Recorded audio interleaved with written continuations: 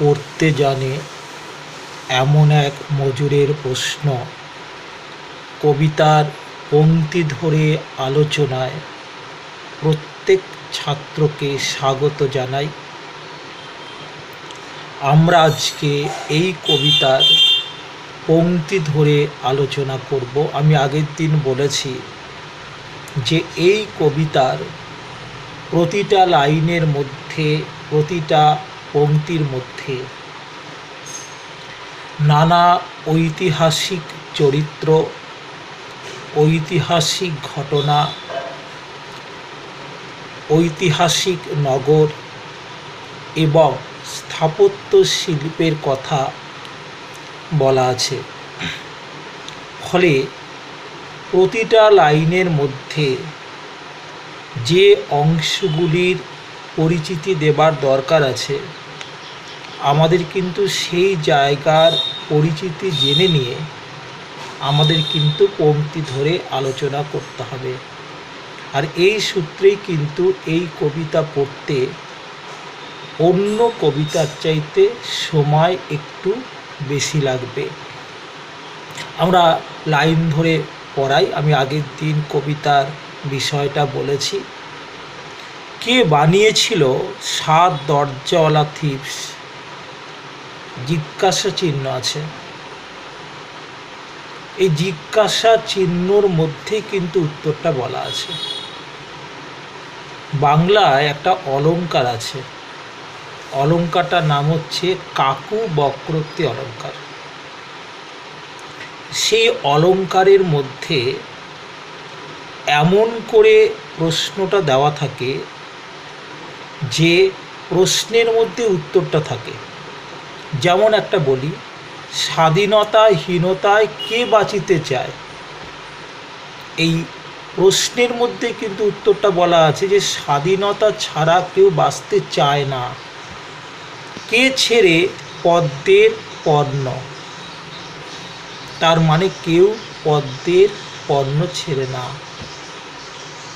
তো এইগুলোকে ঠিক এইখানে দেখো, কে বানিয়েছিল 7 দরজাওয়ালা থিপস? এই প্রশ্নের মধ্যেই বলা আছে যে 7 দরজাওয়ালা থিপস নগরটা তৈরি করেছিল শ্রমজীবী মানুষেরা। আমি এখানে 7 দরজাওয়ালা থিপস, আমাকে দুটো জায়গা বুঝতে হবে। থিপসটা কি, তার পরিচয় কি, আর 7 দরজাওয়ালা মানে কি, এবং গোটা পংক্তিটার মানে কি। আমি আগে বলে দিই যে থিপসের পরিচয়টা কি। প্রাচীন মিশরের একটি বিখ্যাত শহর হচ্ছে থিবস। নীল নদের ডান দিকে অবস্থিত এবং বিভিন্ন দেবদেবীর মন্দিরের সমৃদ্ধ শহর হচ্ছে থিবস। আবার বলি, প্রাচীন মিশরের একটি বিখ্যাত শহর, নীল নদের ডান দিকে অবস্থিত, বিভিন্ন দেবদেবীর মন্দিরে সমৃদ্ধ শহর। আর 7 দরজাওয়ালা মানে কি? থিবস শহরের 7টি প্রবেশপথ ছিল। থিবস শহরের 7টি প্রবেশপথ ছিল।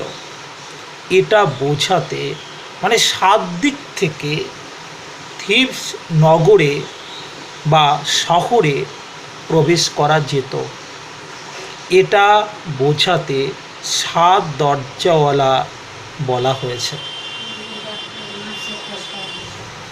7 দরজাওয়ালা বলা হয়েছে। এবার বলে দিই যে এই লাইনটার মানে কি। কি বলছে দেখো, কে বানিয়েছিল 7 দরজাওয়ালা থিবস? বইয়ে লেখে রাজার নাম। রাজারা কি পাথর ঘাড়ে করে আনতো? এই যে আনতোর পর একটা জিজ্ঞাসা ছিল, তার মানে রাজারা পাথর ঘাড়ে করে আনতো না। তাহলে এই যে 3টে বাক্যাংশ আছে, এই তিনটে বাক্যাংশের মিনিং কি? কে বানিয়েছিল 7 দরজালা থিবস? এই প্রশ্নের মধ্যে বলা আছে যে 7 দরজালা থিবস নগরী নির্মাণ করেছিল শ্রমজীবী মানুষেরা। বইয়ে লেখা রাজার নাম, কিন্তু বইতে লেখা আছে, ইতিহাসের পাতায় লেখা আছে রাজার নাম। রাজারা কি পাথর ঘাড়ে করে আনতো? রাজারা পাথর ঘাড়ে করে এনে থিবস শহর নির্মাণ করেনি। তাও কিন্তু ইতিহাসের পাতাতে তাদেরই নাম। তাহলে এই তিনটি বাক্যাংশের মূল কথা হচ্ছে যে 7টি প্রবেশপথ থাকা থিবস শহর শ্রমজীবী মানুষেরা বানিয়েছিল। রাজারা পাথর ঘাড়ে করে এনে এ শহর বানায়নি, কিন্তু বইতে লেখা হয়েছে রাজার নাম। মজুরেরা বইতে সম্মান পাননি। এই উপেক্ষার কথাই এখানে বলা হয়েছে। আর রাজারা কি পাথর ঘাড়ে করে আনতো? তার মানে হচ্ছে যে থিবস শহরের নির্মাণ কার্যে রাজাদের কোনো সক্রিয় ভূমিকা নেই, অথচ ইতিহাসের পাতাতে বইতে তাদের নামই উজ্জ্বল করে লেখা আছে। শ্রমজীবী মানুষের কথা উল্লেখিত নেই। তাদের সেই উপেক্ষার কথাই এই কবিতার প্রথম 3টি বাক্যাংশের মধ্যে বলা হয়েছে। তারপরে আর ব্যাবিলন এতবার গুঁড়ো হলো, কে আবার গড়ে তুলল এতবার? এই লাইনটার মধ্যে বলা আছে ব্যাবিলন এতবার গুঁড়ো হলো, ব্যাবিলন এতবার ধ্বংস হলো, কে আবার গড়ে তুলল এতবার?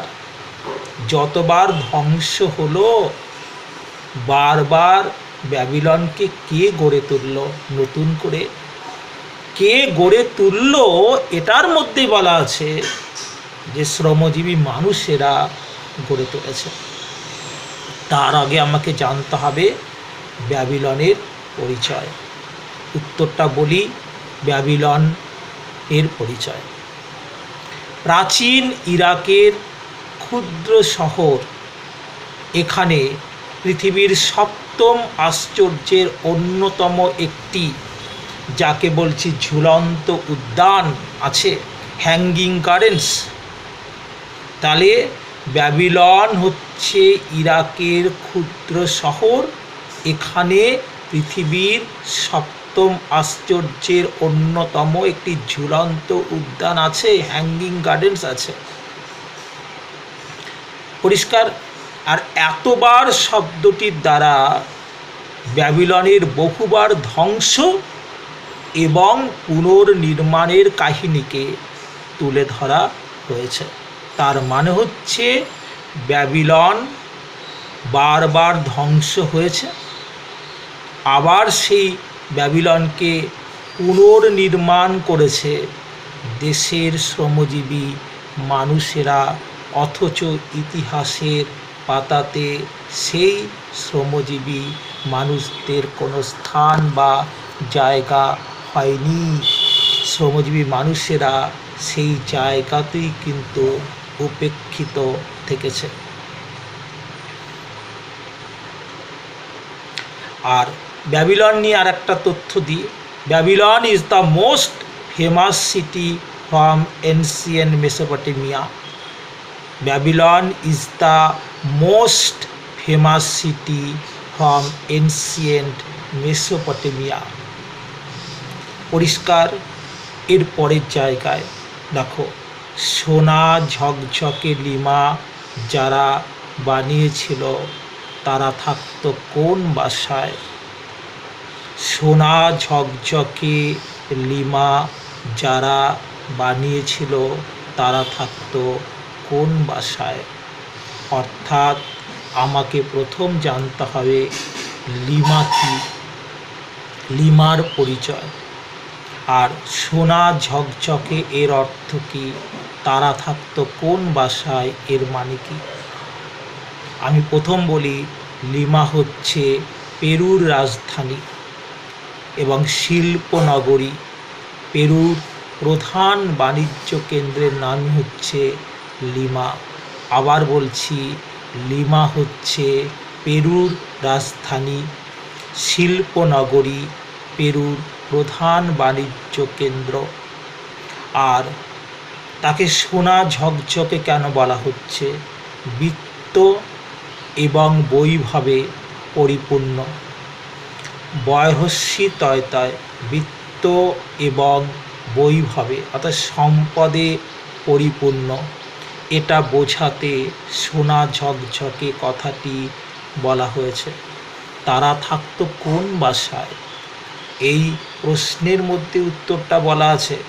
এর অর্থ হলো, যারা সোনা ঝকঝকে অর্থাৎ বিত্ত বৈভবে পরিপূর্ণ লিমানগর বানিয়েছিল, তারা কোনো প্রাসাদে থাকতো না, অর্থাৎ তারা কুঁড়ে ঘরে বা ঝুপড়িতে থাকা মজুর শ্রেণী। তার মানে মজুরেরাই লিমা শহর তাদের পরিশ্রমের দ্বারা, বুদ্ধির দ্বারা, প্রতিবাদ দ্বারা তৈরি করেছিল। কিন্তু আক্ষেপের জায়গা হচ্ছে সেইটা যে ইতিহাসের কোনো জায়গাতে তাদের কোনো জায়গা হয়নি। শ্রমজীবী মানুষেরা সেই জায়গাতে উপেক্ষিত থেকে গেছে। এই আক্ষেপের কথাটাই এই পংক্তির মধ্যে ধরা পড়েছে। আমরা এইটুকু আজকে আলোচনা করলাম। আমি যা যা তথ্য দিয়েছি, সকলের কাছে অনুরোধ, সেই তথ্যগুলোকে তোমরা খাতার মধ্যে নথিভুক্ত করো। অনেকের মধ্যে একটা প্রশ্ন আছে যে আমি যে আলোচনাগুলো করছি সেই আলোচনাগুলোর উত্তর তোমরা পাবে কি না। উত্তর সব আমার লেখা আছে। আমার লকডাউনটা উঠে যাক, লকডাউনটা উঠে গেলে পরিস্থিতি স্বাভাবিক হোক, আমি খাতা দিয়ে দেবো, তোমরা জেরক্স করে নেবে। কিন্তু মুখস্থ করার আগে কবিতা, গদ্য বা শিল্প সংস্কৃতির ইতিহাস এগুলো ঠিকঠাক বুঝে নেওয়া দরকার আছে। আর তোমরা বুঝতে পারলে কি না, বা এই যে অডিওর মাধ্যমে পড়াচ্ছি, এতে তোমাদের কতটা উপকার হচ্ছে আমাকে জানাবে। তাহলে আমি বুঝতে পারছি না যে তোমরা পড়া বুঝতে পারছো কি না, ভালো লাগছে কি না। ধন্যবাদ সকলকে। শুভ সকাল।